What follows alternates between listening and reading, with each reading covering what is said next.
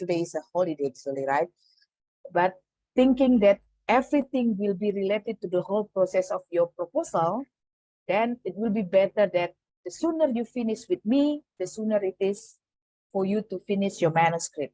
Because I know that the rest at meetings, after the mid test, you will have the consultation directly with your, if I'm not mistaken, thesis supervisor, or if I'm not mistaken, you will be dealing with Pak Rahmat, and Pak Rahmat will ask you to complete your proposal. That's why I told your class representatives that if it is possible, we come today. And as usual, I would like to have one of you, anybody can be the class representative, to screenshot and send me the attendance list letter. And that's for the participant, as well as also the screenshot of the videos or the pictures, so I will be able to see. And I think it is better for you to make the video available for everybody through our classroom, so you can upload it there. Again, I want to remind you, remember that if you ask whether this class will teach you like the details of the two paradigms or the two approaches in research methodology, and the answer is no, because we talked about this last week. Remember that the objective of this class is for you to provide you with the fundamental skills, with the foundations, the ideas, and the brainstorm for your thesis proposal. So today I would like to see whether you are going, or you are using the quantitative paradigms, or you are using the qualitative paradigms, or you want to mix both of these approaches. Okay. Allow me to let you know the outlines for today. First of all, I would like to check your progress in terms of your title, whether you have already got the options, or perhaps you have already got one thing. And when you show me that you have already got the option, or you have already got the potential or the temporal title for your proposal, I would like you to show me the text mentor. So that's the procedure. And then the second one, I will explain to you what it means, what you need to include in your introduction actually. So you will see what it means by state of the arts, what it means by locating your topic, and then what it means by research gap and research novelty. Maybe you have heard about this, okay? Jadi dua fokus kita hari ini, saya mau mengingatkan bahwa yang pertama, kalau kalian berharap bahwa setelah pertemuan ini, setelah kelas ini, kalian akan paham secara detail bahwa oke, ini adalah kuantitatif, ini adalah kualitatif, bahwa kuantitatif we have different design, ada yang namanya post, ada namanya experimental, ada quasi-experimental, ada expospectral, and then in qualitative you will have like 100 more, ada namanya narrative theory, phenomenological case study, and then discourse analysis, critical discourse analysis, and then you have retrospective case study, grounded theory. Kalau ini yang kalian harapkan, again, that's not the title, that's not the objective, okay? Karena nanti tidak terpenuhi. Kenapa saya ingatkan lagi, kenapa Pak Rahmat meminta anak semester 2 agar masuk ke kelas ini, biar kalian punya banyak waktu, karena kalau berdasarkan yang sebelum-sebelumnya, anak semester 3 dikasih kelas ini, di ujung semester 3 mereka masih belum juga selesai proposalnya. Makanya dipercepat, jadi mikirnya jangan terlalu panjang-panjang, mau mikir, oh ya saya mau cari ini dulu, map. You are the one who decide the pace. Don't look at other people progress. Kalian tidak perlu berkompetisi dengan orang lain, fokus pada kalian, apa yang mau kalian kerjakan, cari yang menjadi literatur kalian, gak usah lihat orang lain udah proposal atau tidak. However, I will put emphasis for the third semester student. Ada 4 orang ya, anak semester 4 kalau saya nggak salah ya, semester 3 ya? Ada? Yes, ya, nah yang semester 3 kita bekerja, kita mengejar waktu agar kalian semester 3 ini bisa proposal. Oke, nah rekod yang paling tinggi itu masih dipegang oleh si Ihsan. Ihsan Sihito. Saya ingat dia di pertemuan keempat sudah selesai proposalnya, tapi harus saya revisi lagi, saya perbaiki. Tapi dia sudah punya fundamentalnya. Karena ketika dia semester 2, dia rajin mengikuti kakak-kakak kelasnya, ikut seminar, ikut proposal. Lalu saya ingat dia menghubungi saya sebelum saya masuk ke kelasnya. Dia bilang bahwa, Mem, saya mahasiswa USU, saya sebenarnya tertarik pada tentang critical discourse analysis, menganalisa tentang gender. Dia bilang, itu muncul ya, saya lupa. Lalu dia bilang tidak ada satupun yang bisa mengarahkan saya apa yang harus saya lakukan. Nah itu di semester 2 dia sudah lakukan. Maka kalau saya tidak salah dia adalah orang yang pertama dan baru satu-satunya di magister bahasa Inggris yang selesai 3 semester. Benar? Benar kan? Nah, saya mau melihat siapa lagi ada yang berikutnya. Kalian sudah diuntungkan yang semester 2, kalian start lebih cepat. Makanya begitu kalian sudah ada judul, langsung buat folder kalian satu, judulnya di situ langsung tesis gitu. Begitu kalian sudah ada judul, maka tugas kalian adalah memenuhi folder kalian itu dengan referensi, manuskrip. Oke, I will show you my best practice. Saya tunjukkan pada kalian best practice. Tidak harus kalian contoh bulat-bulat, tapi ini bisa kalian jadikan sebagai, which one you want to adopt. Ini sudah saya berlakukan ketika saya menulis disertasi. Jadi folder untuk disertasi saya buat ketika saya masuk semester 1 kuliah di Amerika Serikat. Bayangkan semester 1 yang nggak tahu tamatnya, rata-rata kuliah di Amerika Serikat S3 itu 5-7 tahun.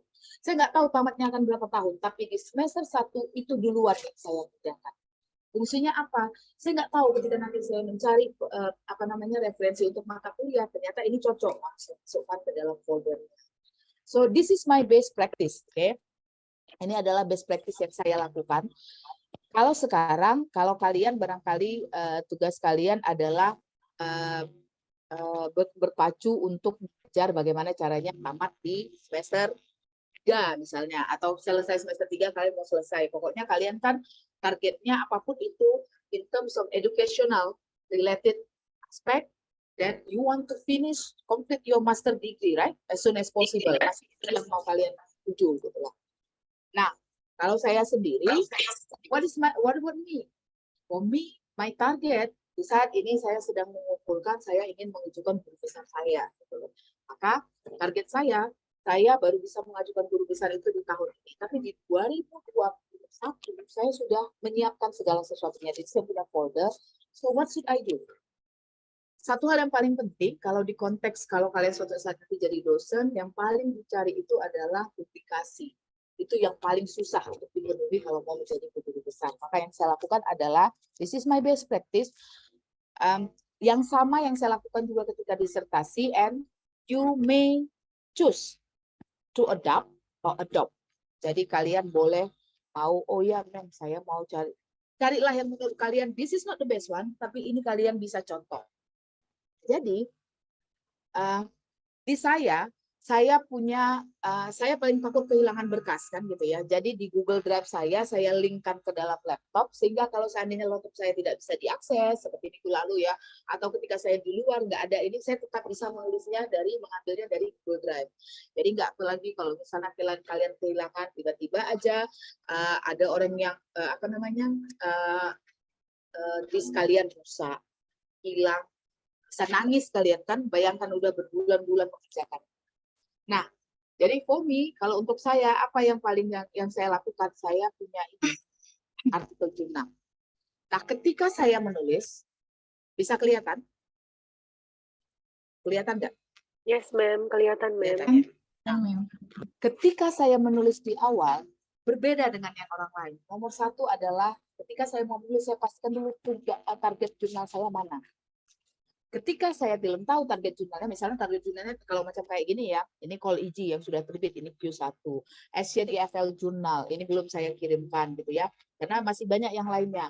Lalu saya tentukan dulu saya mau jurnal mana, supaya saya tahu dia template-nya permintaannya apa, lalu ada berapa kata yang dia butuhkan, lalu contoh-contohnya dari mana.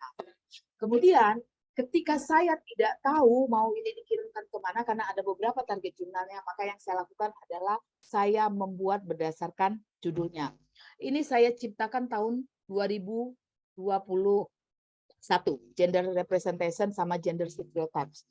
Jadinya 2 artikel, dan dua-duanya sudah terbit di jurnal Terminal Scopus yang tidak berbayar. Saya ambil aja yang gender stereotype. Maka apa yang kalian lakukan pertama sekali? You will not be able to write without reading. Kalian tidak akan pernah bisa menulis kalau kalian tidak membaca terlebih dahulu. Supaya kalian nanti bisa locate why it is important, and then why what has been written, what is the state of the art, and then what is missing. So you will see the gap, and then you will come with your novelty. Jadi yang pertama sekali saya lakukan adalah saya menciptakan dua ini. Saya punya text mentor.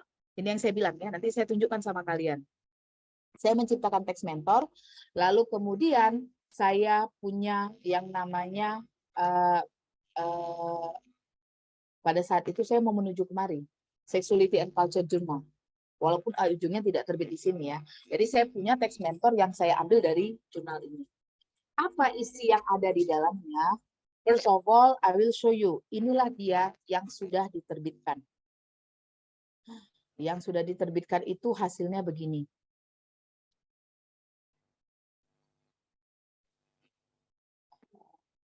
You see this? Bisa kelihatan? Yes, ma'am. Kelihatan? Kelihatan, ma'am. Ini yang ada di kepala saya saat itu. Saya mau meneliti bagaimana gender, ini cuma dari 2 buku loh. Bagaimana gender stereotype atau stereotipe gender itu digambarkan dalam buku pembelajaran bahasa Inggris. Kenapa harus spesifik pembelajaran bahasa Inggris? Karena saya dosen bahasa Inggris. Nanti kalau saya mengambil misalnya bagaimana gender digambarkan di majalah, itu nanti nggak kena ke saya. Saya harus dibungkus pembelajaran bahasa Inggris. Kalau kalian anak bahasa Inggris boleh. Pokoknya asal dia dalam teks bahasa Inggris aja boleh. Kalau saya kan dia dosen bahasa Inggris, maka dia harus tetap terkait pendidikan bahasa Inggris, maka dia harus tetap terbungkus dalam konteks pendidikan bahasa Inggris. Maka yang saya lakukan adalah saya membandingkan yang ada di kepala saya ingin melihat bagaimana sih gender itu digambarkan di buku-buku teks bahasa Inggris untuk anak SD. Ini yang ada di kepala saya. Ingat ya, ini sebelum jadi. Ini yang ada di kepala saya. Maka, apa yang saya lakukan? Yang saya lakukan adalah, look at this. Ini yang nanti akan saya minta dari kalian dalam pertemuan ini. Tunjukkan pada saya, mana yang sudah kalian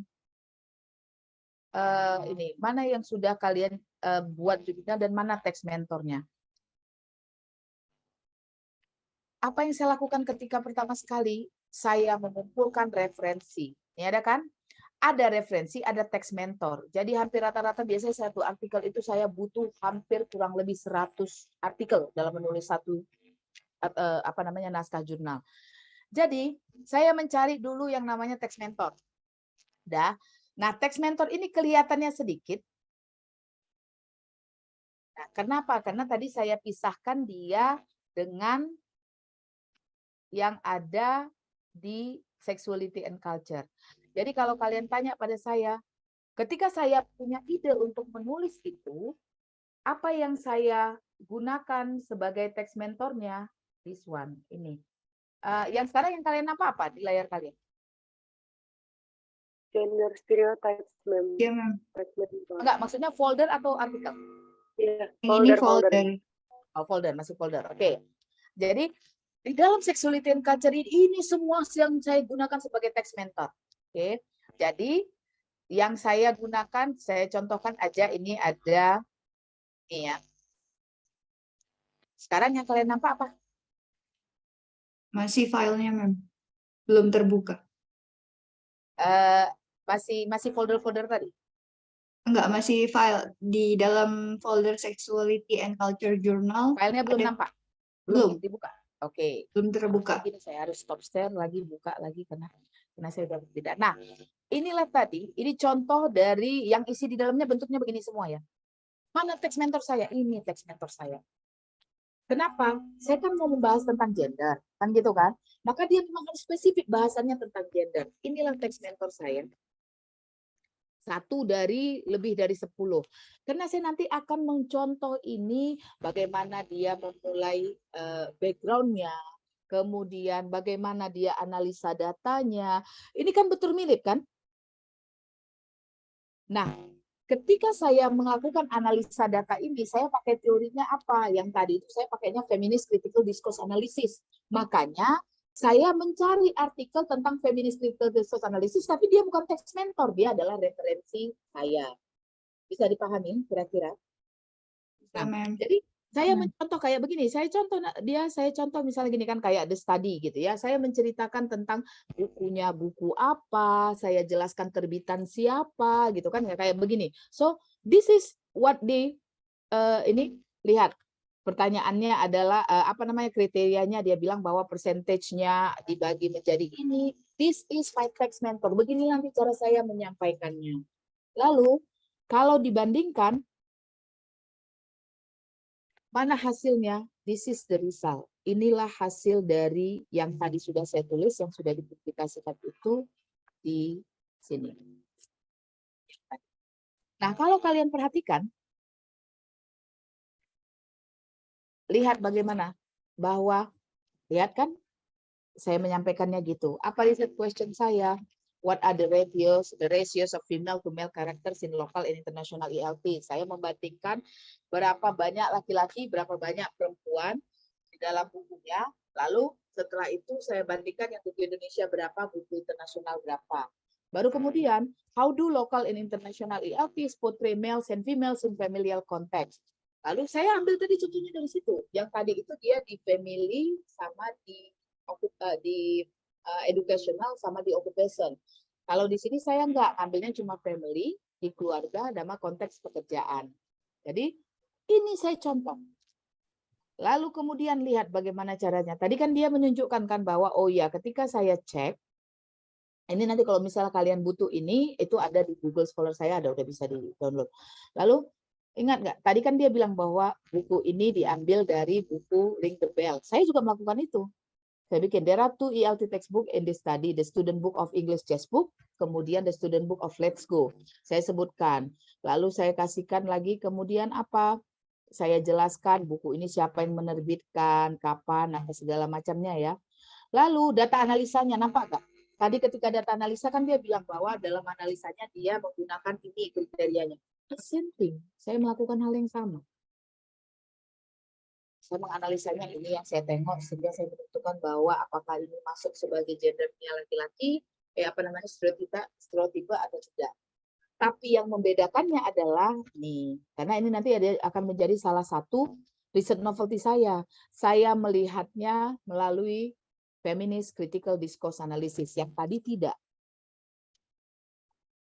Oke. Nah, saya tutup, stop set dulu. I just want to tell you that my best practice. Saya punya satu folder, lalu folder itu saya bagi-bagi. Nanti saya bikin text mentornya yang mana. Ada lagi nanti text mentornya bahwa, oh ini adalah text mentor untuk metodologi. Jadi nanti untuk metodologi saya pakai ini. Yang saya tuliskan, saya menuliskannya pakai format yang ini. Ada text mentor yang untuk findings. Nanti saya temuannya mau menulis pakai ini. That's what I mean. Bisa dipahami sampai sini sekarang? Ma'am. So that's how I deal with my study. Jadi kalau ditanya bahwa oh ya kuliah S3 di Amerika itu 5 sampai 7 tahun. Berapa lama saya menyelesaikannya? Saya menyelesaikan kuliah saya dalam waktu 3 tahun. Saya selesaikan disertasi saya selesaikan dalam waktu 3 bulan. And alasannya kenapa? Karena dari pangkal saya tahu saya mau melakukan apa di luar dan itu sudah saya rencanakan. Karena beasiswa Fulbright itu hanya meng-cover 3 tahun. Bagaimana kalau lebih? Kita cari kerjaan sendiri dan memang banyak di kampus-kampus. And I do not want to use my own money. Makanya saya selesaikan dalam waktu 3 tahun. Saya siapkan. And that's my best practice. Lalu kalian tanya pada diri kalian sendiri, kira-kira bagaimana nanti best practice kalian. Oke. Nah, saya menyelesaikan S3 saya itu ketika saya sudah punya suami, anak 2 orang, dua-duanya masih balita. Karena saya masuk ke kelas saya di S3 bawa anak loh. Jadi anak saya itu gendong, nanti kalau dia nangis bawa susu, ya udah dibawa keluar dulu, dikasih susunya diam, saya bawa mainan. Now ask yourself, saya tidak mengatakan bahwa oh iya saya lebih berat. But everybody has their own war, their own challenge, their own battle. Kalian juga punya masing-masing permasalahannya kan? Sekarang permasalahan kalian, how you are going to deal with your battle. Jadi lihat kira-kira masalahnya apa. Saya nggak tahu apakah sudah ada di sini yang berkeluarga, apakah sudah ada di sini yang sudah punya anak. Kalau misalnya, oh enggak, men, saya masih misalnya gadis, misalnya ini kerjaan saya yang ini. Dan pikirlah kira-kira mana yang mau dilakukan, kira-kira berapa banyak dikasih waktunya. Oh ya, ini harus saya siapkan sekarang. I do expect, saya mau melihat sih yang saya harap ada nggak yang bisa menyelesaikan dalam 8 pertemuan ketika saya masih mengajar kalian. Okay. Itu kalau buat sejarah baru, kalau seandainya yang sebelumnya sejarahnya adalah 3 semester selesai, kalian buat sejarah baru. Kalian semester 2 tapi sudah seminar proposal misalnya. Bonus, siapa tahu, kita kan nggak tahu kan. Bisa saja. Okay. So that's just the best practice. And now let's come to the main session. Saya tanya dulu, by using the features, dengan menggunakan features yang ada di sini, oke, maka pertanyaan saya adalah, ada kan di situ hand wave, ada kan? Ada, Mem. Ada. Siapa yang sudah mengisi the prospective form in terms of judul, the title, and the text mentor, and or reference. Paling tidak udah ada judulnya sama text mentor siapa? Silakan angkat, pakai use that one.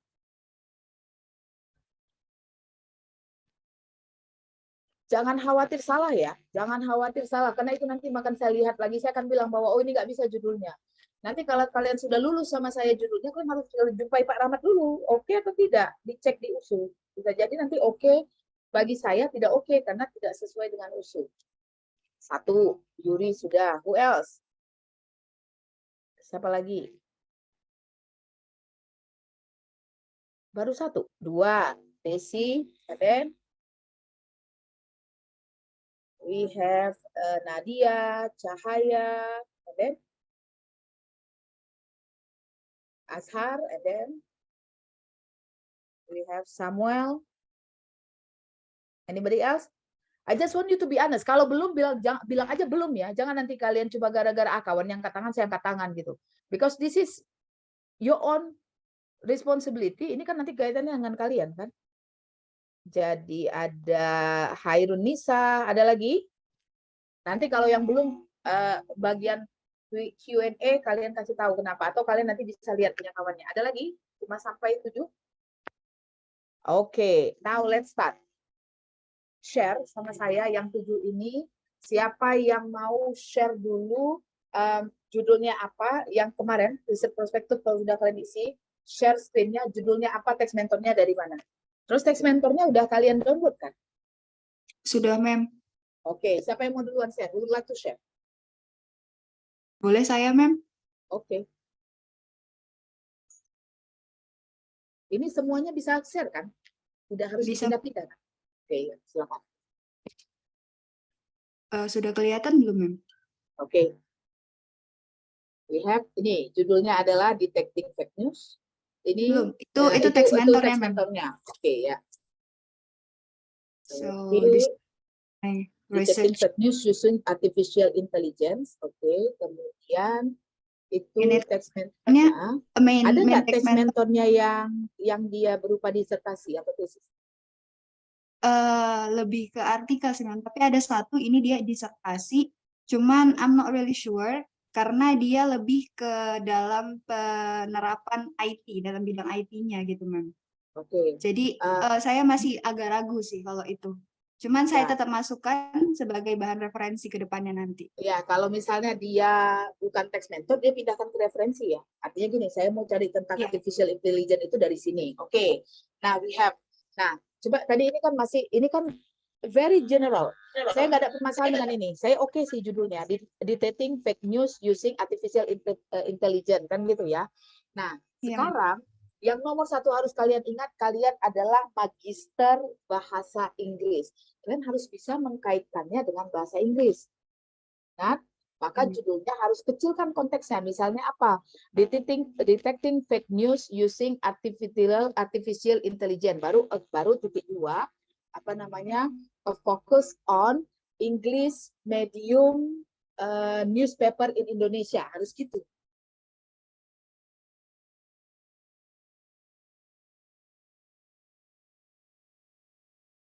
English medium. Fokus on English medium ya, Mem? Ya, karena kalau yang kalian lakukan nanti dia bahasa Indonesia, kan nggak masuk. Dia akan bilang, oh ini bukan pekerjaannya anak bahasa Inggris ini kan pekerjaannya orang IT misalnya gitu. Tapi begitu kalian bilang bahwa saya fokusnya adalah surat-surat kabar yang yang diterbitkan di Indonesia tapi menggunakan bahasa Inggris misalnya gitu. Tapi permasalahannya, wait, tunggu dulu. Kalau dia surat kabar, dia ada editorialnya, kecil kemungkinan fake news kan? Tapi Mem di text mentor yang saya dapat itu ternyata ada Mem beberapa newspaper dari beberapa negara dia teridentifikasi fake news gitu. Kalau di Nah. Indonesia dia pakai Tribun News Mem. Oke, Tribun News itu bahasa Indonesia. Iya, wait, ada iya bahasa Indonesia sih. Nah, Jadi kalau dia bahasa Jadi dia di text mentor yang saya baca tadi, dia mencari datanya itu dari beberapa negara, and then dia kaji apakah ada fake news-nya di bagian mana aja. Nah itu jadi ada beberapa newspaper sih Mem yang tadi saya lihat gitu. Oke. Nah, kalau saya pribadi sebenarnya kan mau mengatakan gini, detecting fake news using artificial intelligence kan gitu ya. Lalu kemudian, nah kalau nanti coba bawakan kepada Pak Rahmat, kalau dia bahasanya Indonesia bagaimana? Atau gini, salah satu, a focus on online newspaper. Nah, baru dapat.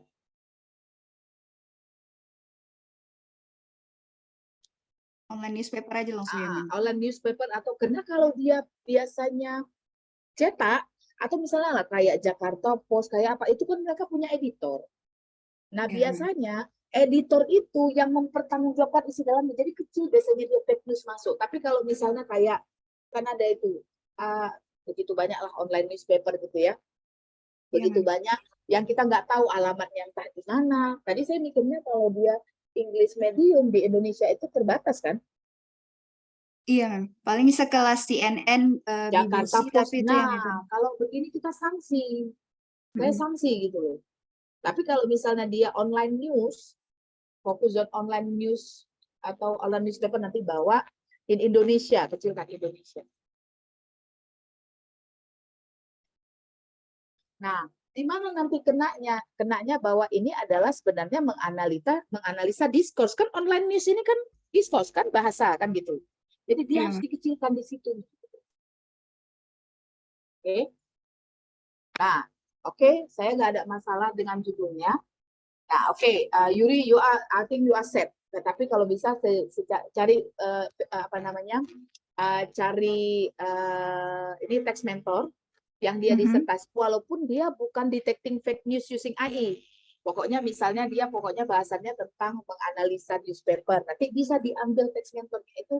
Kenapa sih apa pentingnya menganalisa newspaper ini dari konteks wacana misalnya. Jadi you can add that.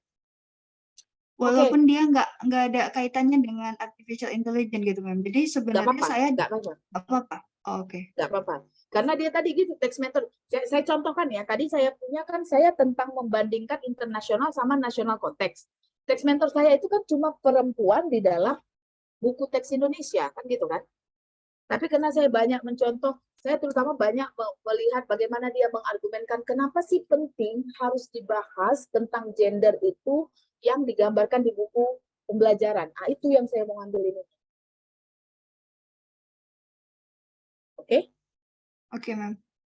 Oke. Nah, it's okay with me. Tanya nanti sama Pak Rahmat ya. Ya, siap, Mem. Oke, who's next? Siapa yang berikut? Me, Ma'am. Oke, Grace. siapa? Sure. May I? Yes. Can you do Okay. it? Okay. I'll share the screen. So, well, actually, my title is the conceptualization of language production among Lavender guys. So, Lavender guys is another word of LGBT. Okay, ma'am. So, I plan to wait, ma'am. I plan to do the research about their language production, the language that they use, and the language only them know about the language. So actually I combine two subjects. It's like two materials here from the psycholinguistic and also sociolinguistic from the empirical gap. Lavender gap was a term used for a gay man in the 1920s. Sorry, 20s. Okay.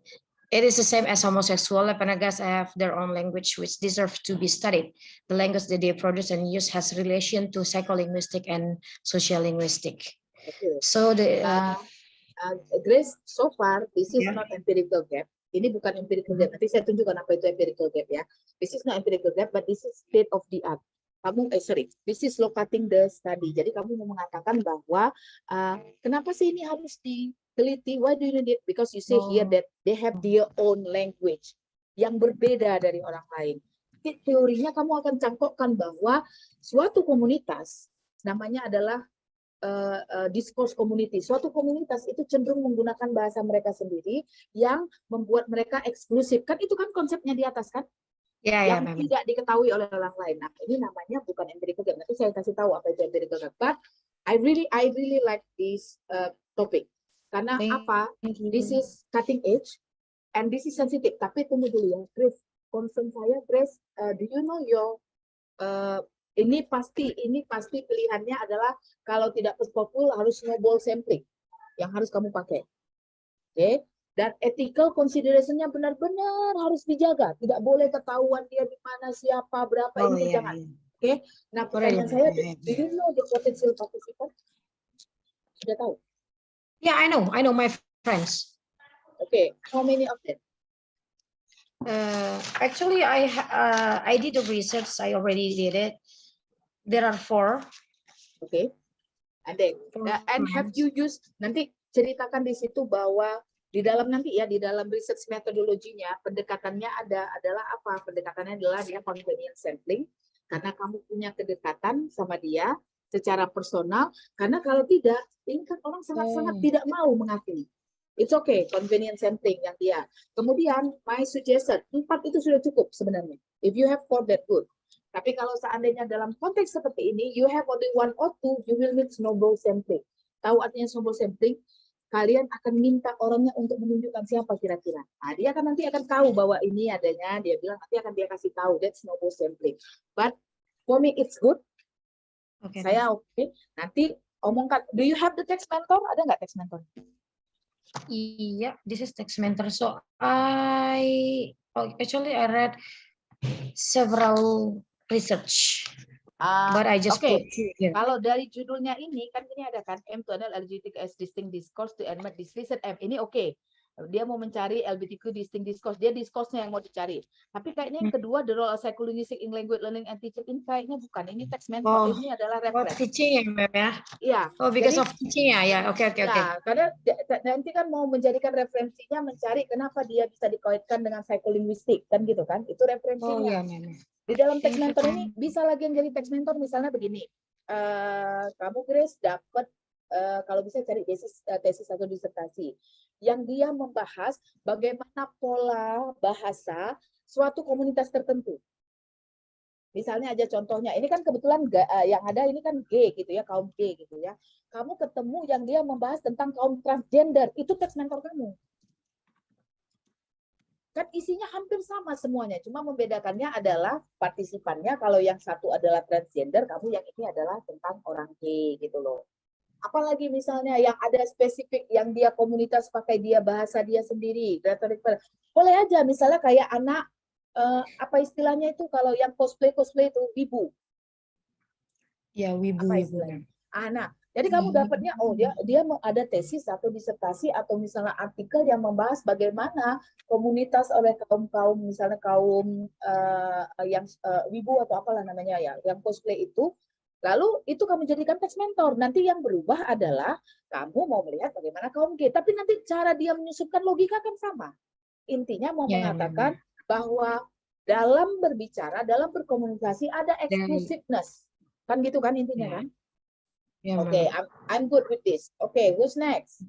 Nanti Thank you, Pak, ya yang sudah secepat mungkin kan hubungi Pak Rahmat, mungkin hari Senin tanya Pak ini yang diokekan gitu loh.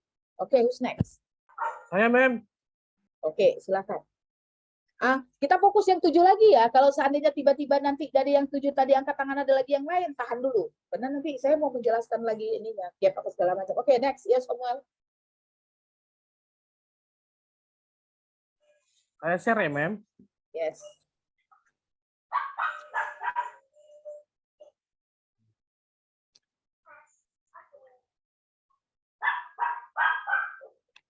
Bisa kelihatan, Mem. Oke.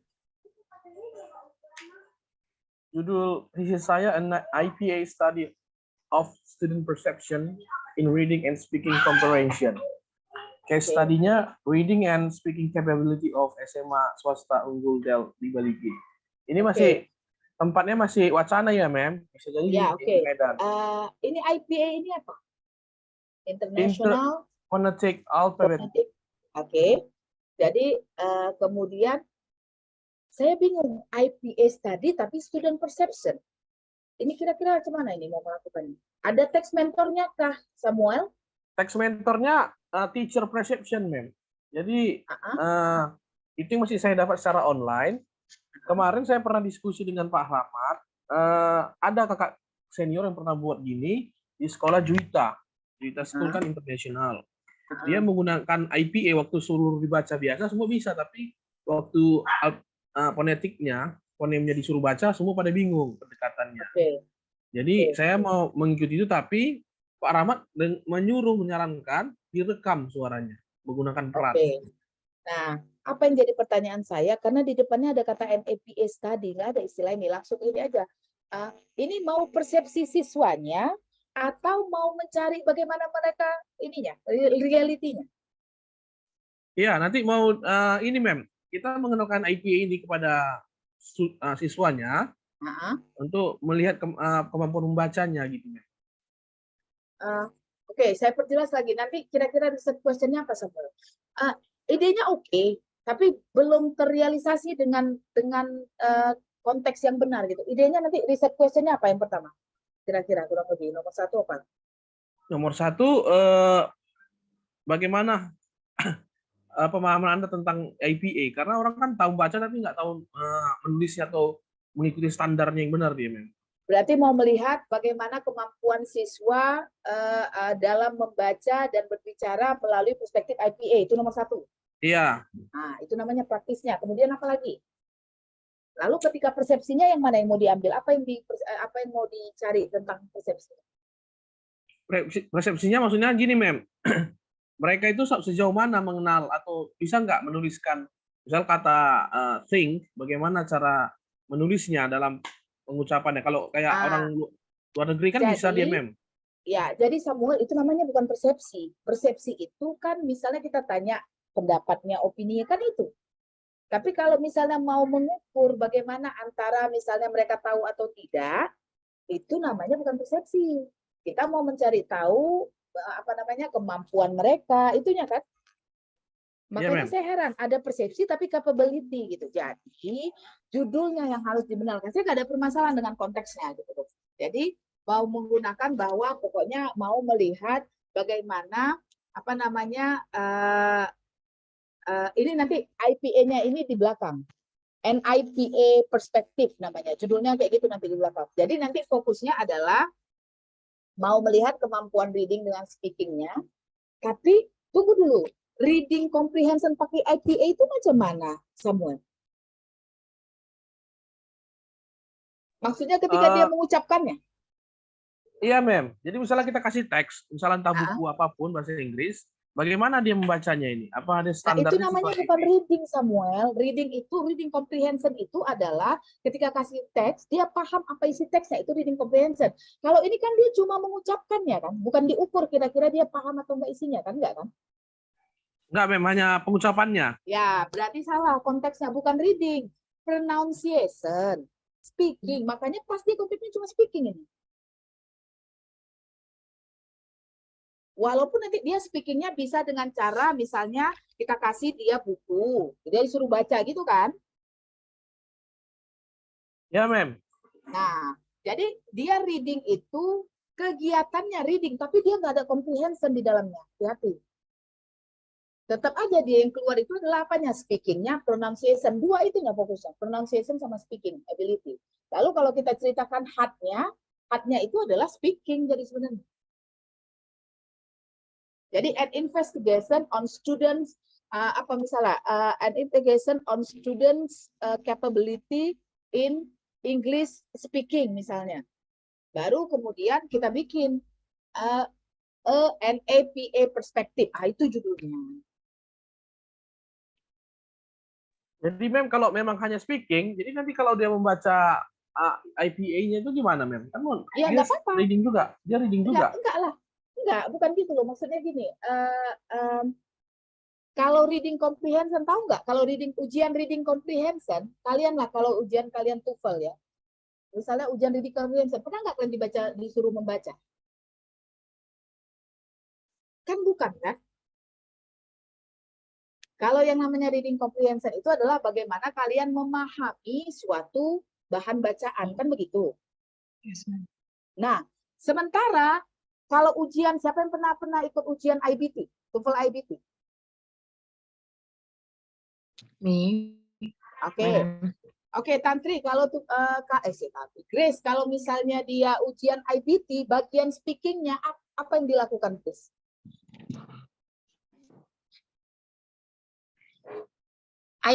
IBT or ITP, ma'am? IBT. It's like interview. Kalau dia TOEFL IBT. Iya, interview, ma'am. Kayak seperti interview seperti itu. Mereka akan tanya, tapi bagaimana kita menjawabnya dengan baik, grammarnya Oke. pas. Oke, nah kalau misalnya IBT kita kan dia agak bedanya dengan IELTS. Kalau IELTS kan dia berhubungan, nah kita ada interviewer. Kalau IBT dia kan langsung dengan mesin. Jadi kita dikasih ini pertanyaannya, lalu kita disuruh ini bahan bacaannya, silakan bacaan, lalu siap itu silakan ungkapkan. Nah, ketika kita disuruh omongan kita kan akan direkam. Maka ketika nanti hasil rekamannya yang mau mereka lihat adalah kontennya apa, kemudian pengucapannya bagaimana, benar atau salah, kemudian apakah pengucapannya. Nah, karena si Samuel yang mau diukur itu adalah pengucapannya kan? Benar? Ada nggak gini Samuel, misalnya dikasih nih dia reading, bahan reading, kemudian dia membaca. Dia disuruh baca aja kan? Nggak ada dia ditanya-tanya dari isian reading itu kan? Isi enggak, kontennya enggak Mem, tapi membacanya kita fokusnya. Bagaimana Nah, nanti itu namanya pronunciation. speaking. Itu speakingnya, pengucapan dia, atau pronunciation, atau misalnya apa? Oral apa namanya? Oral skill namanya. Kan kemampuan berbicara jadinya kan? Nah, duduk kan itu dulu. Walaupun nanti misalnya gini, walaupun misalnya mereka nanti enggak speakingnya jelas kan nanti speakingnya itu bukan mereka disuruh please misalnya gini, please explain who you are, kan nggak begitu kan? Dia cuma disuruh ini ada teks lalu dia disuruh mengucapkan kan, benar? Ya Mem. Itu. Ya Mem. Nah ganti, namanya adalah oral atau speaking. Dia bukan reading. Yang mau diukur itu adalah oralnya. Oke, konteksnya nggak masalah. Nah, kemudian pertanyaan saya, kamu memang ada nggak Samuel bertanya pada mereka tentang persepsi mereka, tentang misalnya kemampuan mereka, itu ada nggak? Jadi gini Mem, yang penelitian sebelumnya, saya belum dapat dari Pak Rahmat bentuk dalam hard copy, tesis kakak senior saya belum dapat, itu nanti teks mentor. Kedua, nanti yang mau saya tanyakan, seberapa paham atau seberapa mengenalnya setiap IPA yang ada di dalam standarnya, yang kamu kenal gitu cara membacanya.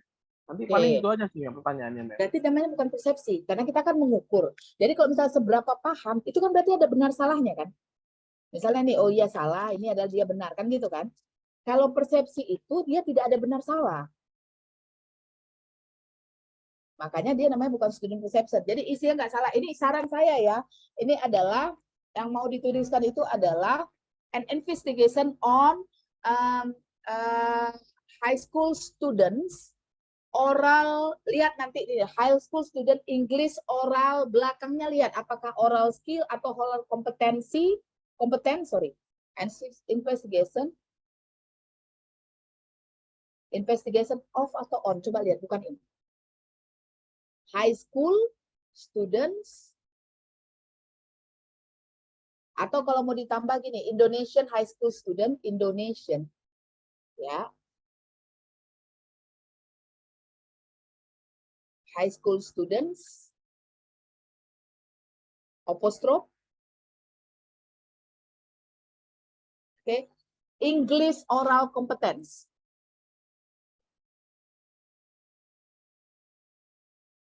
Oral competence. Titik 2. And IPA perspective. And IPA perspective.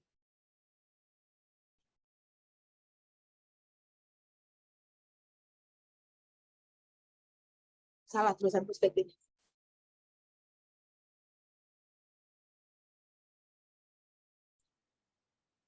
PERSPECTI.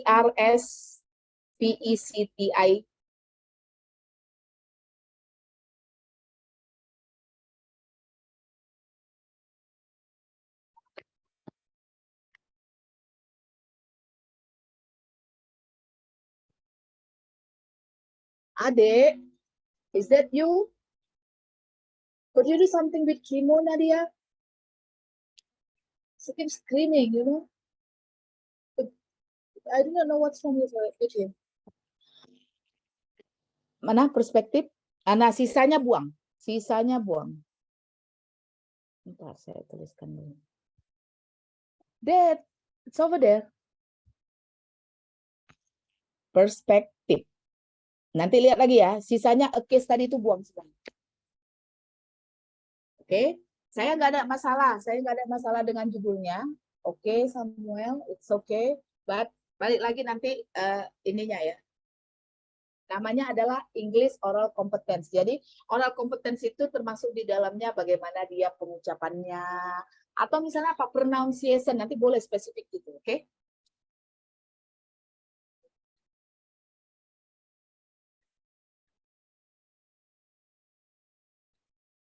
Oke, Samuel, any question? Ada pertanyaan? Oke, Mem. Satu saya tanya, Mem. Ya. Teks mentornya yang sebelumnya bisa ya, Mem ya? Karena abang itu lulus, Bisa, cuma bisa, nggak jadi masalah. Misalnya tentang ini, pokoknya cari aja yang kaitannya dengan IPA. Misalnya pokoknya pronunciation cari, karena itu berkaitan dengan pengucapan. Lalu nanti perspektif IPA itu masukkan ke dalam. Jadi termasuk misalnya gini, kalau dia speaking ability, speaking itu kan banyak yang dihitung. Misalnya kontennya, kemudian pengucapannya. Kalau ini kan nggak cuma permasalahan pengucapannya benar atau tidak kan, berdasarkan perspektif IPA kan.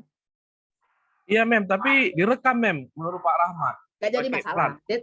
Ya nanti kasih tahu bahwa ya dia direkam, fungsinya direkam kan supaya biar bisa dianalisa berulang-ulang itu maksudnya. Jadi datanya oke, no problem. Oke? Ya, Mem. Boleh saya share teks mentor yang saya kira teks mentor, Mem? Oke, cobain. Oke, Kak, please give me that one, Kak. Give me my drink. Please want that full. Silakan share. Oke.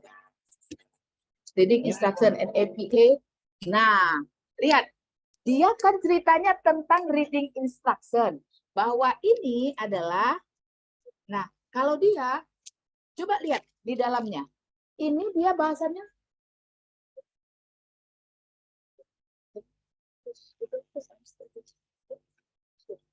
Nah, ini coba lihat riset question-nya, Samuel.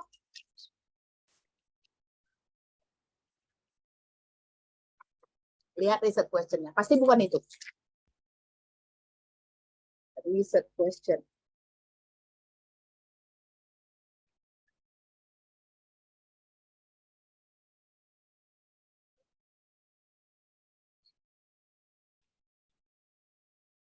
Terus. Ini bisa jadi teks mentor ketika membahas kenapa sih fonologi itu penting, kenapa sih IPA itu penting bagi anak, bagi kemampuan bahasa Inggris.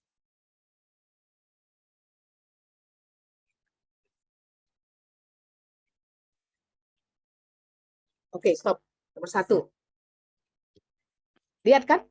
How do elementary teachers in school district in Rhode Island, ini nama sekolahnya, nama tempatnya, describe their experience with pre-service reading instruction. Gak ada kaitannya kan? Dengan apa yang mau dilakukan. Nah, ini boleh dijadikan teks mentor. Kenapa? Ketika dia membahas bahwa kenapa fokusnya itu adalah tentang IPA gitu loh. Tapi ini kenapa dia jadinya persepsi? Karena yang ditanya itu adalah gurunya disuruh menceritakan tentang pengalaman dia. Pengalaman kan nggak ada benar dan salah kan?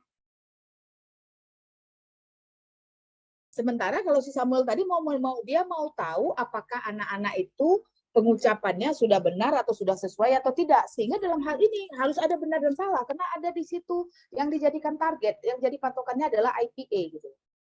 Kecuali kita cerita tentang global English. Kalau kita bahasannya global English bahwa bahasa Inggris itu milik siapa saja, bisa saja dia ngomong, tapi ngomongnya terinfluence dengan aksen India, terinfluence dengan aksen Batak, terinfluence dengan aksen Jawa. Ah, itu lain lagi. Kalau ini kan dia udah ada standar kian, sudah ada IPA. Question kedua, turunkan dikit lagi. Stop. What additional opportunities and knowledge do elementary teacher perceive? Makanya dia namanya student teacher perception.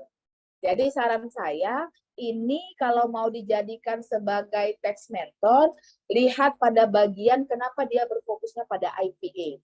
Oke semua? Siap, Mem. Siap. Siap. Segera diperbaiki, Mem. Oke. Ya. Thank you, Mem.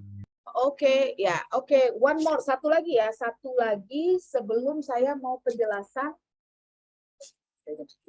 Satu lagi sebelum saya penjelasan supaya kalian tahu nanti apa yang mau dicari. Oke, who's next?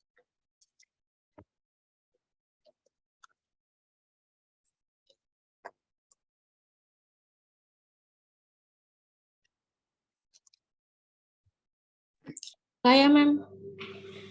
Ya, Ika, Mem.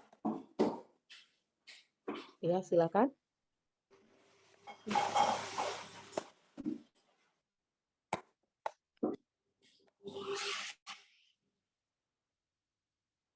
Oke. Ya, Can you see?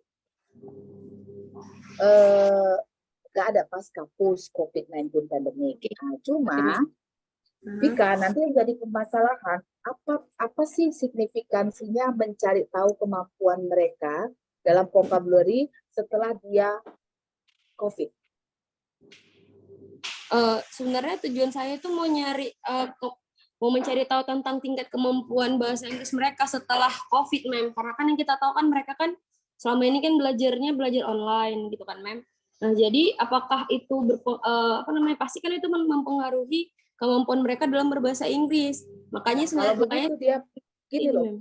Kalau begitu dia ceritanya, kalau mau mengatakan bahwa fokusnya adalah karena mereka belajarnya online kan gitu ya, distance learning gitu ya. Mm-mm. Nah, jadi jangan dia COVID-nya yang dikeluarkan, langsung aja online learning. Online Saya learning. apa ini COVID? Itu yang pertama saya. Yang kedua, kalau berdasarkan pengalaman saya, tapi nanti tanya lagi ya sama Pak Rahmat ya. Kecil kemungkinan akan dia setujui karena dia membahas ability dalam vocabulary. Kalian kan bukan anak pendidikan bahasa Inggris. Makanya kalau menurut saya ya, nah kemudian yang berikutnya lagi gini loh, apa yang mau ditanyakan nanti kalau bahasannya cuma ability gitu ya, lalu udah itu anak, sama satu lagi ingat siapa saja semuanya, there is ethical consideration, ada namanya dalam penelitian itu adalah ethical consideration, di mana kita harus melindungi partisipan kita dengan cara apa? Menutupi nama aslinya, menutupi lokasi aslinya, identitasnya. Jadi, kepada siapa saja in this classroom, never put a location. Jangan pernah. Sejauh-jauhnya yang bisa, coba kalian perhatikan, sejauh-jauhnya yang bisa dibikin judul itu apa? Biasanya nama negara, kan gitu kan? Mana ada orang bilang in Kuala Lumpur, in apa biasanya in Malaysia, atau aja gitu kalau di judul. Jadi jangan pernah nyebutkan lagi ya. Oh iya, oke, Mem. Nah, pertanyaannya kira-kira apa ini? What's the question? Pertanyaannya itu saya itu kan ini mem mau menanyakan tentang karena saya juga masih ini sih mem, tapi saya mau karena saya tahu dalam apa namanya dalam pembelajaran bahasa Inggris itu kan ada tentang tahapan-tahapan yang paling dominan. Nah, jadi itu yang mau saya cari tahu mem tentang tahapan-tahapan yang paling dominan yang dialami sama anak-anak di SMP itu mem gitu. Kayak mana Kan cara sudah mereka lari judulnya kira-kira. Kan bahasanya tentang vocabulary kan. Oh, Lain kalau misalnya adalah misalnya apa? Learning experience. Nah, itu baru bisa. Oh, Jadi kalau kan misalnya lebar kan? kalau Jadi misalnya dalam kelasnya kelas bahasa Inggris gimana? kalau misalnya saja berarti nanti saya tes vocabulary-nya kalau kayak gitu metodenya kira-kira bisa kamu? Gak usah, kenapa harus ngetes vocabulary kalau begitu? Karena kalau vocabulary kan dia dikecilkan. Jadi apakah memang ada mau mengukur kemampuan bahasa Inggris?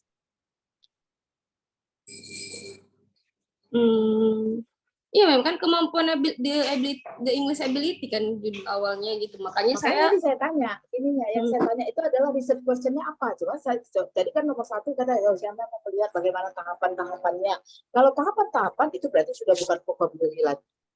Makanya dengan menyebutkan vocabulary jadi kecil dia konteksnya. Tapi kalau misalnya gini, apa namanya, carilah pasti banyak teks method tentang gini, learning experience during post atau misalnya COVID-19 pandemic, atau misalnya apa namanya learning experience post COVID-19 pandemic. Jadi penekanannya adalah bagaimana mereka sekarang sudah terbiasa dengan yang namanya blended learning. Jadi kelas itu hampir rata-rata tidak pernah lagi dia hanya face to face tapi kombinasi gitu.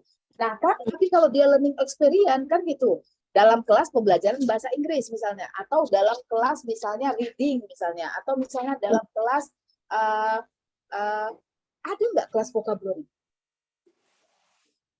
nggak ada kan? Kayaknya nggak ada gitu. Makanya ambilnya yang hard skill. Hard skill itu apa? Ada reading, speaking, writing, sama listening gitu ya. Oh, kalau misalnya Vika ganti judulnya misalnya gini, Mem. The English yang ini ability-nya ini dispesifiki jadi reading ability atau misalnya speaking ability, kira-kira kayak gitu bisa nggak, Mem? Boleh, tapi balik lagi. Tapi nanti konteksnya hanya membahas tentang reading ability aja. Oke. Nah, kalau research question yang pertama itu adalah mau mencari tahu bagaimana step-step apa segala macamnya, berarti kan itu bukan English ability yang mau dicari, tapi tentang bagaimana pengalaman mereka selama post COVID dalam kelas reading kan gitu ya. Nah, jadi yang pertama itu kalau itu yang dijelaskan, nomor 1 bisa membahas tentang bagaimana ininya pembelajarannya. Kedua bisa kita cari tahu bagaimana kemampuannya. Bisa, kemampuan itu bisa bagian dari situ. Tapi kalau dari awal yang ditentukan sudah adalah kemampuan dia, berarti yang dibahas nanti tidak boleh keluar dari kemampuan. Kira-kira dapat nggak ide? Masih agak bingung sih. Saya misalnya gini, judulnya saya bilang begini, apa namanya? Saya mengatakan bahwa kemampuan siswa dalam pembelajaran online, misalnya ya, ini contohnya aja. Kemampuan siswa dalam pembelajaran online dengan menggunakan Google Classroom misalnya ya. Kemampuan siswa dalam pembelajaran bahasa Inggris online melalui Google Classroom. Ingat, fokus saya adalah tentang kemampuannya. Saya tidak boleh cerita tentang bagaimana pengalamannya, saya nggak boleh. Tapi kalau misalnya saya mengatakan begini, apa namanya, student learning experience in English reading, misalnya ini, apa misalnya, atau implementasi, atau pengalaman, atau misalnya tentang persepsi, misalnya ya, atau misalnya tentang pembelajaran bahasa Inggris, pembelajaran reading comprehension bahasa Inggris melalui Google Classroom, saya bilang. Nah, kalau ini judulnya, saya boleh membahas tentang bagaimana pengalaman siswanya, saya boleh membahas di dalamnya tentang persepsi gurunya, saya boleh juga mencari tahu bagaimana peningkatan mereka, dia lebih luas. Nah, itu tadi yang saya sarankan. Kalau sudah dari awal adalah English ability, maka pertanyaan kamu tidak boleh keluar dari English ability. Bisa kira-kira memahaminya? Bisa mem. Bisa nggak? Jadi kamu mau membahas ini boleh gitu ya. Ya, yang concern saya pertama itu adalah pembatasan kamu pada kata-kata ability-nya, sehingga kamu tidak boleh keluar dari selain mengukur ability. Tapi kalau misalnya itu satu. Kemudian yang kedua adalah coba konsultasi dulu sama Pak Rahman. Yang saya sanksikan kayaknya Pak Rahman dan juga pembimbing lainnya di USU ini, USU itu kan bukan brandingnya pembelajaran. Jadi jangan kebanyakan pembelajaran. Coba konsultasikan itu dulu ya. Jadi jika saran saya, ya mem, maaf ya mem, saya potong dulu. Karena ini juga saya dapat kan mem dari tesis mahasiswa USU yang pembimbingnya itu Mem Deliana gitu, makanya saya kira kayaknya ini bisa gitu mem, karena memang saya kalau untuk tesis ini saya memang fokus untuk ngebahas tentang language acquisition mem gitu. Oke. Makanya language acquisition kan lain lagi. Language acquisition maksudnya gini, bukan dilarang untuk pembelajaran bahasa Inggris, tapi ada memang trennya dari ketika ujian proposal. Jadi bolak-balik mengatakan, Pak Rahmat, kenapa anak-anak kita ini banyak kali tentang pembelajaran bahasa Inggris, kenapa nggak ada linguistiknya gitu loh Pak. Paham. Jadi ini memang jatuh di bawah konteks magister bahasa Inggris, tapi untuk menentukan ini boleh dieksekusi atau tidak kan jurusan kan, prodi kan. Oh iya ya memang. Nah, makanya saya bilang coba tanya dulu. Nanti kamu capek-capek udah misalnya udah kamu dapat ini, udah kamu bikinkan introduction-nya gitu. Kita kan masih belum nulis itu. Rupanya nggak diizinkan. Makanya kalian semuanya stepnya adalah nomor 1, tunjukkan pada saya judulnya, lalu dari mana teks mentornya. Dengan adanya teks mentor berarti ini bisa dilakukan. Kemudian yang kedua, coba dulu Vika, coba dulu tunjukkan salah satu teks mentor ini yang terkait dengan saya mau lihat dulu.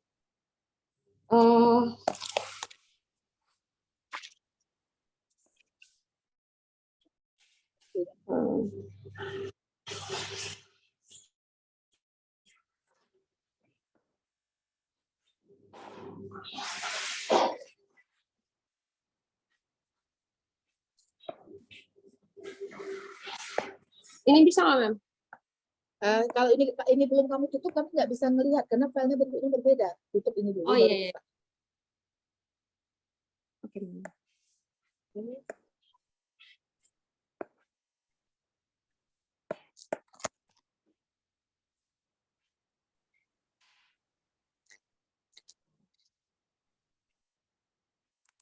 Mem, saya masukkan linknya dulu berarti ke sini.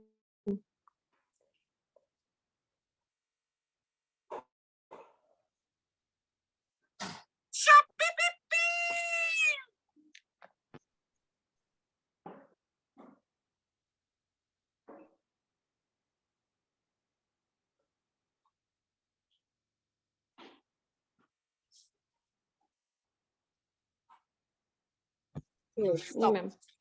Ya, ini namanya bukan teks mentor loh kita. You know why? Karena bahasanya judulnya tadi level assessment. Oke. Saya ada sih, cuman mana? Coba. Bentar ya, Mem. Saya kirim foto aja ya, Mem. Boleh, pokoknya saya mau lihat dari depan juga, kalau udah diambil dari jurnal, saya mau melihat dia bisa nggak jadi teks mentor. Ini saya lihat dari tesisnya ini, Mem. Dari tesisnya yang mahasiswa USU juga, Mem. Abang Ingat kakak. Iya. Ingat nggak minggu lalu apa saya bilang? Yang tidak boleh dijadikan sebagai teks mentor apa? Oke, Mem. Punya senior, Mem. Ya, karena yang punya senior kalian, Senior. jangan yang salah diikutin lagi gitu. Oke, Mem. OATD, cari di OATD. Berarti ini nggak bisa ya, Mem? Sebetulnya saya bukan bilang kan nggak bisa. Cari dulu, atau nanti gini, saya cari mana yang bisa, yang bahasanya tentang reading comprehension, atau misalnya kelas di setelah post-covid, nanti saya tunjukkan kebaiknya ini gitu ya. Kalau saya tadi judulnya terlalu kecil, nanti kamu tidak dapat di research question-nya. Karena cuma, apalagi kelasnya adalah vocabulary, mana ada kelas vocabulary kan gitu kan. Kecuali kamu mau mengimplementasikan sesuatu untuk pembelajaran vocabulary. Jadi bisa kelihatan bagaimana diimplementasikan. Lalu kemudian bagaimana peningkatan siswanya, lalu bagaimana persepsinya, itu bisa. Oke, Mem. Mem, Kalau itu kan berarti kamu ini nggak mengimplementasikan. ya. Berarti ini pertama kan Mem, biar nggak kejauhan juga kan Mem. Jadi ini saya kasih sama Pak Rahmat dulu judulnya kan Mem. Nanti habis itu kalau misalnya diokekan, berarti saya tanya Mem, kira-kira text mentor yang cocok itu yang kayak mana gitu kan Mem. Harusnya bukan begitu sebetulnya prosesnya kemarin. Harusnya kalian cari dulu teks mentornya, kalian buat judul berdasarkan teks mentor itu. Sehingga kalian tahu bahwa ini sudah ada. Nah, nanti tunjukkan sama saya judulnya, oke dari saya baru bawa ke Pak. Oke, Mem. Kalau gitu nanti saya via PC aja nanti saya kirim ke Mem teks mentor yang Oke. saya dapat ya Mem, nanti koreksi. Oke. Nanti kirimkan aja. Kalau mau mengirim, masukkan aja dalam grup. Kenapa? Karena supaya kawan-kawannya juga bisa belajar, oke? Oke, Mem. Thank you, Mem. Oke. Nanti saya coba cari misalnya, oh ini ada, coba yang ini, coba saya cari nanti di. Ya, oke. Oke, now let's see. Sekarang kita fokus. That's just short. Sekarang kita fokus. Saya tunjukkan dulu kepada kalian. Oke, what if you know something? I have already put that creating a research space. That's Swall's theory. Yang isinya begini. Kalau kalian mau, the most important part of your thesis proposal particularly is your introduction. Nomor satu itu adalah introduction. Because this is the place for you to provide the rationale, to provide the reason, to provide the backgrounds, to state the problem, to show that your topic of discussion, your proposed topic of discussion is worthy. Jadi yang paling berat itu sebenarnya adalah di introduction-nya. Karena di sinilah tempat kalian melogikakan kenapa sih kalian memilih topik ini, apa kaitan topik ini dengan bidang kalian, apa dia kontribusinya, apa yang sudah dilakukan orang, apa yang belum ada yang dilakukan, apa yang mau kalian lakukan sehingga menutup yang belum ada, all in introduction. Di situ kalian harus tunjukkan kenapa topik ini penting. Nah, Swales sudah mengeluarkan teori, namanya apa? Namanya adalah Create a Research Space, namanya adalah CAR, Create a Space. Nah, banyak lagi yang teori yang lain yang sudah dikeluarkan, tapi yang paling populer itu adalah punyanya si Swales CAR model. Modelnya si Swales. Ini sudah cukup lama, tapi ini yang paling banyak. Oke, let's see. Ini sudah saya naikkan ke dalam ini kita kelas. Jadi saya hanya menunjukkan teorinya sesaat, nanti akan saya tunjukkan contohnya ya. So number one itu adalah establishing a territory. Ini maksudnya apa? Move nomor satu dia move. Dia mau menunjukkan bahwa kalian ingat dalam konteksnya kalian adalah mahasiswa magister bahasa Inggris. Maka di poin ini kalian harus bisa menunjukkan kenapa topik kalian ini penting di dalam konteks magister bahasa Inggris. Itu yang namanya establishing a territory. Why it is important in your discourse community? Kenapa dia penting bagi magister bahasa Inggris? Oke. Nah, step-step ini apakah harus diikuti semuanya? Enggak. Nomor satu adalah claiming centrality untuk menunjukkan bahwa dia penting. Apa caranya? Adalah bahwa the author discourse community itu adalah para pembacanya. Oke. Jadi, the author meminta atau memposisikan sehingga para pembaca bisa menerima atau bisa memahami bahwa penelitian yang dia lakukan itu adalah bagian dari penting ini tadi, bagian penting dari komunitas mereka. Jadi apa maksudnya discourse community? Discourse community itu adalah misalnya orang magister bahasa Inggris, orang pendidikan misalnya tentang manajemen pendidikan, atau misalnya orang pendidikan matematika. Ini kan beda-beda kan? Sehingga kalau kalian misalnya mahasiswa jurusan pendidikan matematika, maka kalian harus bisa menjelaskan kenapa topik yang kalian pilih itu penting bagi pendidikan matematika. Maka, in your case, karena kalian adalah mahasiswa bidang magister bahasa Inggris, kalian harus bisa menunjukkan kenapa topik yang kalian pilih ini penting atau punya posisi dalam pembahasannya dalam magister bahasa Inggris. Oke? Nah, saya langsung masuk aja. Saya tunjukkan contohnya. Saya sudah banyak menunjukkan contoh. Ini adalah nomor 1. Nanti saya tunjukkan yang punya saya juga. Oke.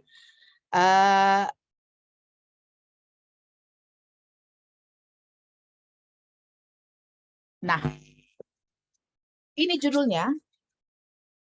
Judulnya adalah tentang kepuasan siswa terhadap guru bahasa Inggris, guru speaking bahasa Inggris yang native dan non-native.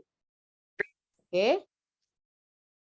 Kepuasan siswa terhadap kepuasan siswa terhadap kemampuan mengajar guru speaking bahasa Inggris yang native dan non-native dan motivasi belajar mereka. Oke, bisa dipahami?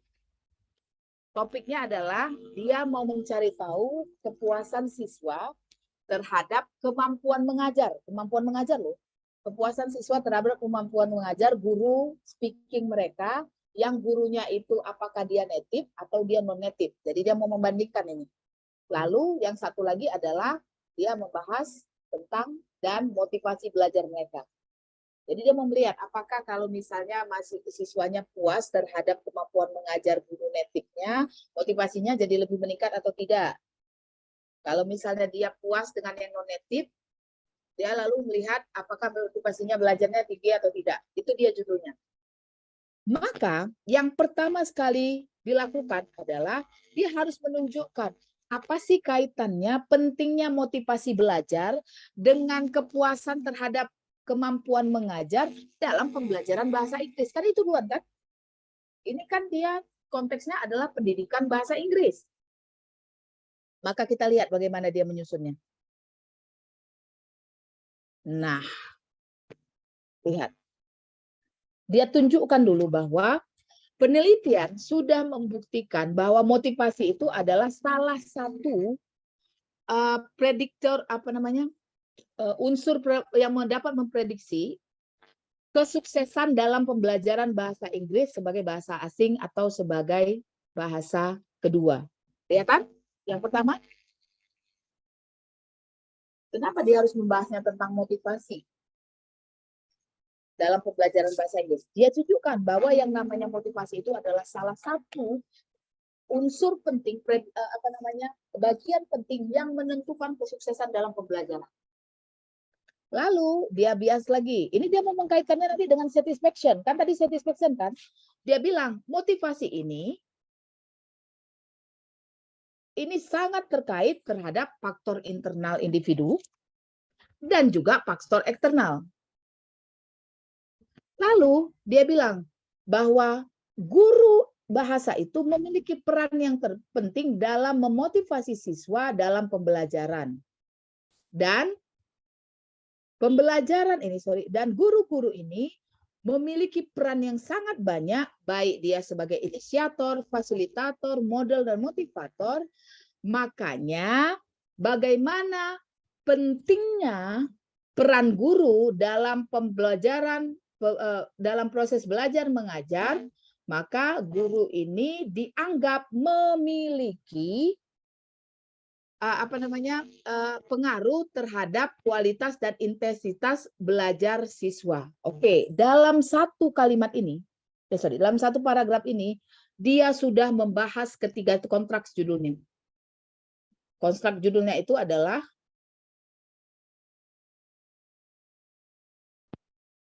ada satisfaction, kemudian ada guru, kemudian ada motivasi. Bisa mengikuti cara berpikir. Inilah yang dimaksudkan dengan dia bahwa dia adalah locating the space. Dia akan menunjukkan kenapa penelitian dia penting gitu. Dan konteksnya dalam pembelajaran bahasa Inggris. Jadi dia bilang bahwa motivasi ini adalah salah satu faktor yang menentukan kesuksesan belajar. Dan motivasi ini dipengaruhi oleh faktor internal dan eksternal, di mana faktor internalnya itu berasal dari siswanya sendiri. Kan ini kan kepuasan siswa. Lalu dia bilang, dalam menentukan motivasi ini, guru ini punya peran. Itu semua dia sebutkan di dalam satu paragraf. Nah, di paragraf kedua, baru dia membahas tentang bedanya ada yang namanya guru yang dia native, baru adalah guru non-native. Oke, sampai di sini bisa dipahami nggak? Paling nggak, kalau belum paham paling sedikit aja dulu, bahwa oh ini yang maksudnya untuk menentukan bahwa yang namanya topik ini penting. Bisa kira-kira? Kalau kalian nggak jujur, saya nggak tahu loh. Kalau kalian diam, saya asumsikan kalian bisa. Ma'am, we need more information. Oke, tapi paling nggak ada nggak dapat gambaran kalian ini bagaimana dia menjelaskan konstruk di atas? Udah dapat belum? Dapat, Mem, sedikit, Mem. Dapat sedikit. Oke, saya kasih contoh berikutnya. Ya, contoh berikutnya. Saya ambil dari artikel saya.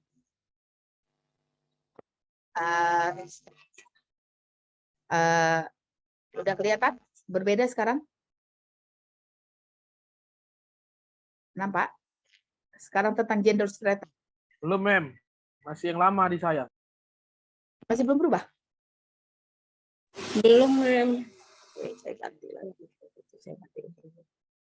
Nah, sekarang contoh yang kedua.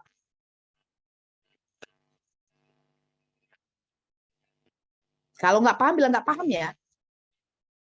Nah, contoh yang kedua. Sekarang saya kan judulnya tentang gender stereotype, stereotipe gender dalam buku, dalam teks pembelajaran atau pendidikan.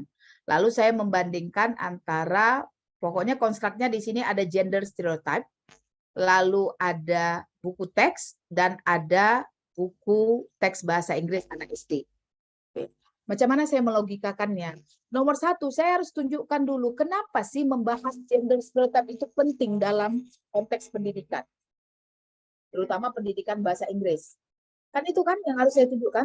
Kalau tadi kan dia, kenapa sih bahasannya motivasi itu, apa sih kaitannya antara motivasi dengan pembelajaran bahasa Inggris, dan apa kaitannya dengan performa guru, kan gitu tadi. Lalu, kalau saya harus menunjukkan apa sih pentingnya, apa sih pentingnya membahas tentang gender stereotype ini dalam teks pembelajaran, terutama dalam pembelajaran bahasa Inggris. Sekarang kita lihat di Google. Saya sebutkan dulu bahwa dalam konteks pendidikan, buku bacaan itu tidak hanya mengajari isi pembelajaran dan juga kemahiran, tetapi instil, memasukkan norma-norma sosial dan ideologi-ideologi yang tersembunyi ke dalam kepada pembelajar. Sampai di sini dapat? Langsung?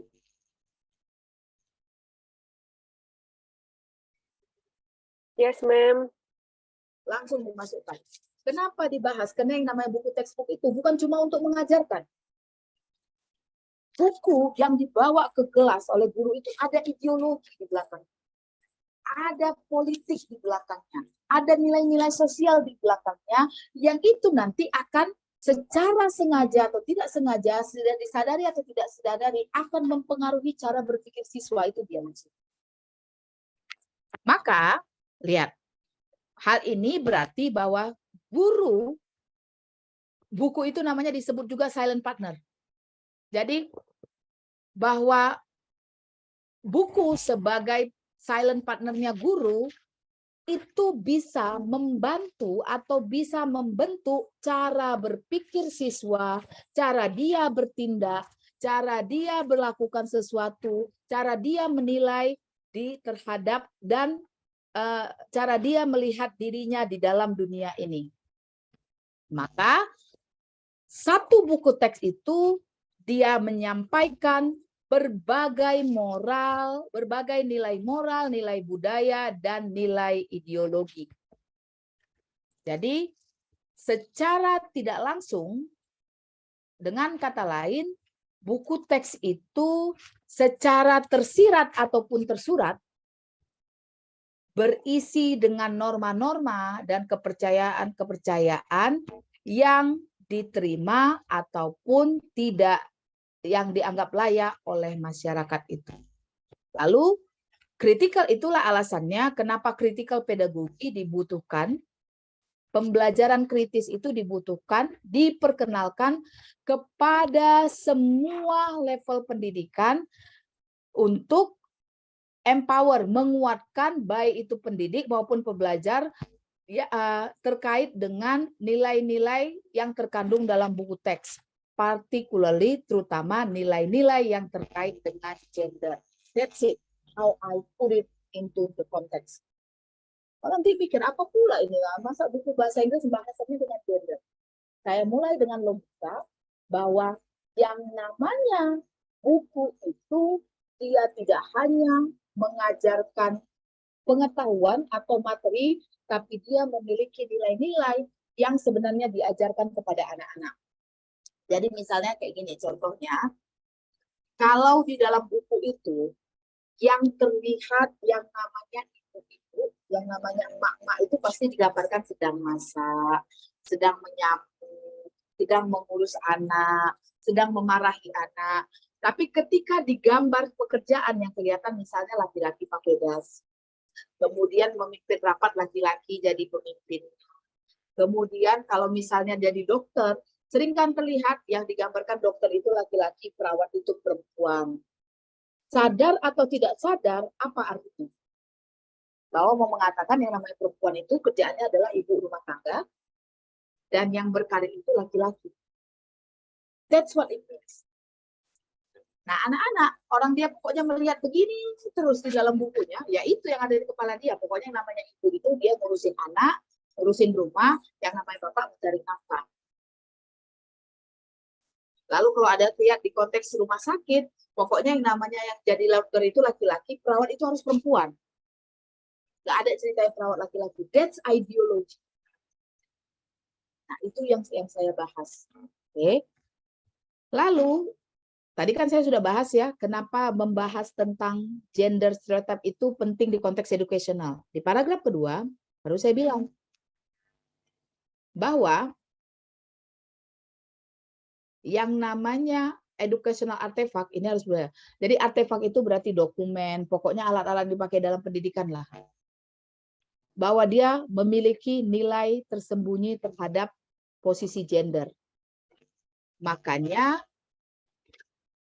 bahasan terhadap gender equality, gender mainstreaming, gender responsibility ini menjadi fokus penelitian bagi para peneliti di konteks pendidikan bahasa dan applied linguistic.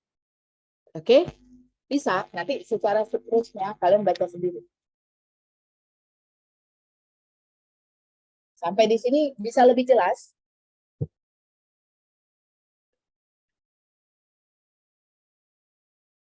Ada pertanyaan sampai di sini?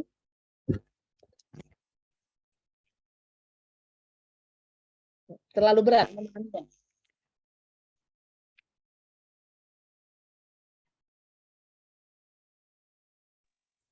Paham, Mem. Oke. Nah, jadi tadi masing-masing yang si Yuri tadi bahasannya tentang fake news. Lalu jangan nanti menceritakannya dalam konteks fake news di situ sebagai educational, enggak. Bahwa di situ fake news itu adalah kaitannya dengan literasi. Kan literasi kan? Iya, Mem. Harus bisa dia mengetahui bahwa apa ceritanya, bahwa surat kabar sebagai salah satu diskurs. Surat kabar itu diskurs loh, wacana. Diskurs itu dia memiliki banyak peran, banyak fungsi. Kan gitu ya. Mungkin salah satunya. Tapi hanya saja apa yang disampaikan itu dia kan ada dua hal dia. Ada si penyampai dengan si pembaca.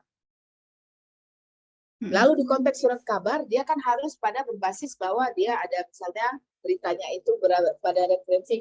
Jadi yang mau dikenakan di sini supaya kena itu adalah kaitannya dengan literasi. Jadi di dalam itu akan ada literasi skill, sehingga ketika seseorang membaca suatu wacana, dalam hal ini newspaper, supaya kena dia nanti ke linguistik. Mereka bisa mengetahui, memahami bahwa yang mereka baca itu adalah berita yang dia benar atau tidak benar gitu. Itu hanya Mem, boleh konteks aja ya. boleh saya tanya, Mem, ada satu tool saya dapat namanya Linguistic Inquiry and Word Count. Itu jadi dia bisa menganalisis seperti discourse analysis tadi gitu, Mem. Boleh saya share screen, Mem, untuk ininya? Rencana sih untuk ngambil itu salah satu sebagai ininya, Mem. Bahan acuannya. Ini dia, Mem. Oke. Nah, ini bisa. Bisa ya, Mem ya? Ya, itu tadi. Jadi memakaikannya bahwa oh ya. Jadi apa yang paling penting adalah kaitkan dia dengan konteks linguistik supaya tahu oh ya ini bahasa gitu. Soalnya kajian Yuri kalau misalnya terlalu didalami kali larinya malah ke computer science gitu, Mem. Makanya Karena itu dia. rata-rata banyak Makanya itu. dari tadi kan saya takut. berpikir harus dikecilkan. Right. Itulah Iya. dia maksudnya to claim your centrality, memastikan bahwa bahasan kalian itu di konteks. Nah, jadi ada senior kalian yang membahas tentang, ingat Kak, tentang apa namanya, bagaimana perempuan digambarkan di novel terkaitannya dengan yang baru-baru ini saya uji strike saya nggak salah. Dia menunjukkan bagaimana perempuan dikaitkan di novel kaitannya dengan norma apa namanya punishment. Nah, yang mau dia ungkapkan di situ adalah yang namanya novel itu adalah salah satu karya sastra kan gitu. Dan novel itu sebagai suatu karya sastra, dia cenderung menggambarkan fenomena yang terjadi di masyarakat. Dia bungkus dulu bahwa bahasannya ini adalah tentang platformnya adalah novel. Oke. Ingat lagi nggak? Salah kalian membahas tentang stand up comedian, gitu loh. Stand up comedian misalnya, kan harus bungkus bahwa stand up comedian itu adalah salah satu platform untuk menyampaikan diskurs. Kan diskurs itu yang disampaikan dia. Sehingga kalian mau fokus pada kontennya. Itu yang saya maksud. Oke? Bisa kira-kira memahami? Bisa, Mem. Oke. Nah, that's the first thing. Itu yang pertama. Maka tugas kalian adalah memastikan yang tadi ya.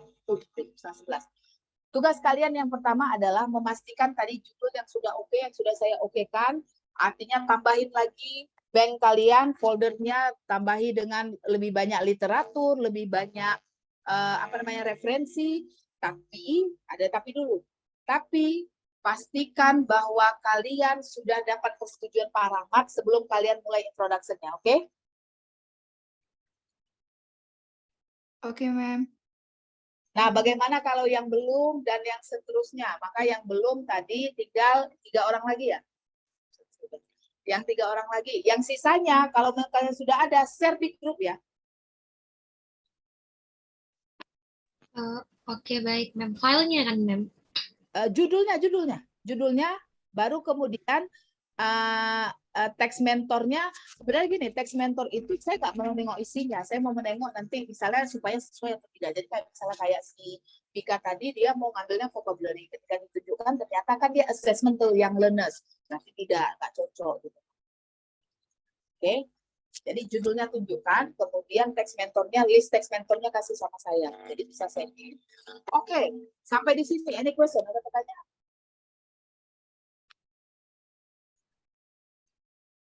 Ma'am, is it possible to share it not in our class time? Maksudnya misalnya hari ini selesai gitu, Ma'am, tapi akan di-share di kelas itu selain hari Sabtu.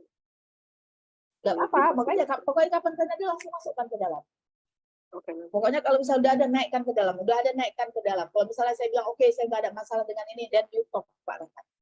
Tapi ingat ya, ketika kalian berani memberikan judul, when you give me the title in our WhatsApp group, meaning that you know you have the text mentor. Makanya saya bilang prosesnya adalah cari dulu text mentornya, baru cari judulnya, jangan kebalik. Jadi kalau misalnya saya tadi malah mikirnya kalau si Pika ya, pada dia ke situ, kenapa dia nggak ngambil aja assessment for young learners? Tadi kan konteksnya di mana? Pika yang ditunjuk sama saya tadi konteksnya di mana?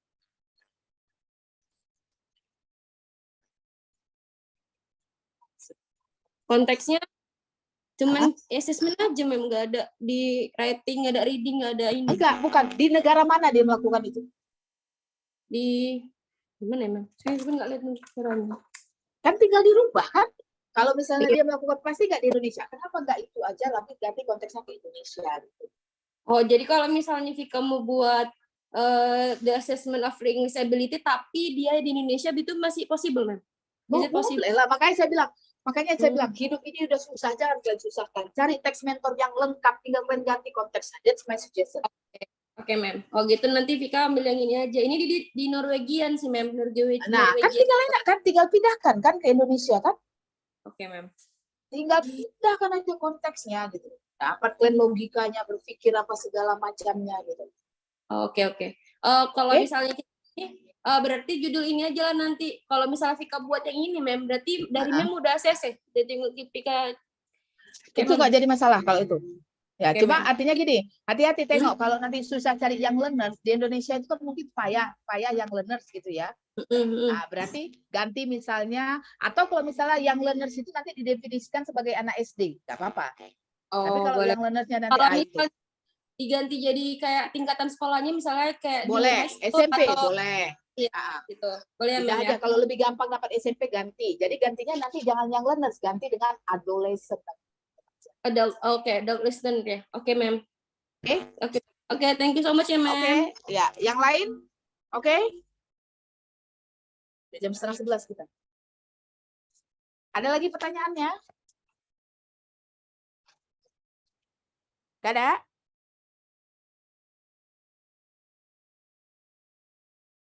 So far so good sejauh ini? Kalau nggak ada Yes, masalah, ma'am. Ya, Mem. So far so good, Mem. we can end kalau ini. Nanti yang sudah nanti ini ya, yang 3 orang tadi share aja di WhatsApp kalau nggak. Jadi saya bisa sambil baca sambil ini. Oke. Nah, yang saya contoh tadi gini ya, yang saya maksud tuh gini loh. Teks mentor itu, inilah yang saya maksud. Hidup itu udah susah, jangan kalian susahkan hidup kalian. Cari yang udah ada kian gitu. Nah ini, nih misalnya ya, tapi nggak mungkin ini yang kalian lakukan karena bahasanya beda. Ini tentang, nah, judulnya gini.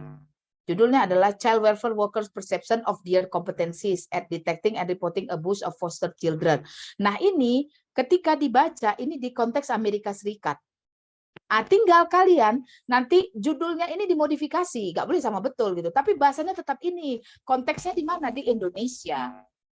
Jadi misalnya kalian dapat, misalnya, Mem, saya dapat teks mentor, dia tentang apa? Persepsi guru terhadap kemampuan dia mengajar, dengan tingkat kepercayaan diri dia, atau dengan anxiety dia. Di mana konteksnya? Di Swedia. Itu aja kalian ambil, ganti dengan Indonesia. Kan enak loh. Jangan berpikiran kemana-mana, kayaknya mau begini apa segala. Ini jauh lebih enak. Apalagi kalian di generasi sekarang di mana yang namanya artificial intelligence, tinggal kalian ambil contoh, modifikasi sedikit, masuk keyboard jadi. Kan benar kan? Oke, that's it. 1 jam setengah lebih. Oke, any question? Ada pertanyaan? Nggak ada? No, Mem. Men, sebelum apa, Men? Mau bertanya, Men. Ya. Kalau judul kita, Men, agak dekat ke linguistik, apakah memungkinkan, Men? Nggak jadi masalah. Jalan masalahnya. Jadi tadi putus-putus. Judulnya terkait dengan linguistik. Linguistik, Men. Nggak apa-apa. Nggak masalah, Men, ya. Kalau saya rasa lebih bagus lagi. Kenapa? Karena saya bilang banyak komplain dari dosen-dosen USU ini. Kenapa sekarang hampir rata-rata anak-anak USU ini banyak lebih suka ke pendidikan gitu. Harusnya ya ada pendidikan, ada yang tentang bahasa tematik, ada tentang semantik gitu. Oke? Oke, Men. Ya, Men. Ada lagi pertanyaannya?